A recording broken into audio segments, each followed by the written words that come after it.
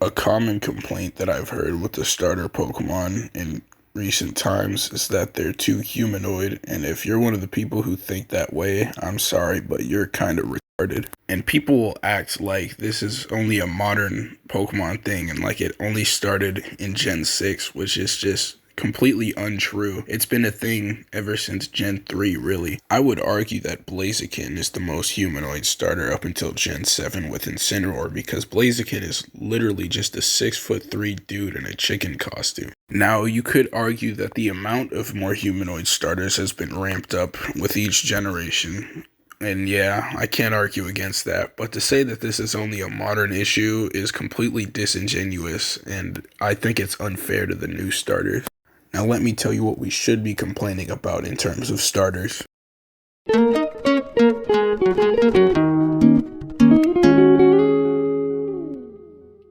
think the best way to illustrate my point is to show you this.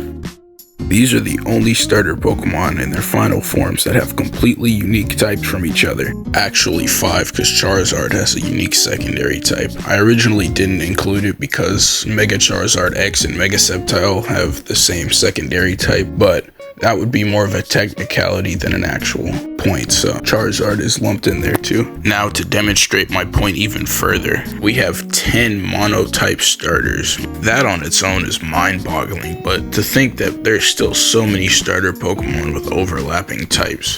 For example, we have 2 ground types, 2 dragon types if you want to count the Mega, 3 ghost types, 2 of which are the exact same type, 4 dark types, 2 of which are also the exact same type, and 6 part fighting type starters, dude. These 3 infamously being the exact same type. This is kind of unrelated, but I just thought that I would point out that despite the fact that there are 6 of these bastards, only 2 of them learn close combat naturally. Emboar is still just left in the dust without access to it because it hasn't been added to a generation with close combat as a TM yet. My biggest issue with the overlapping starter types is the fact that the Hisui starters and the Paldea starters all have the same types pretty much, except the grass and water starters were flipped around. They didn't even bother with the fire one. It's like, yeah, the designs are cool, but I would prefer if there was more diversity in the types. That's really all I had to say. What's the takeaway from this video?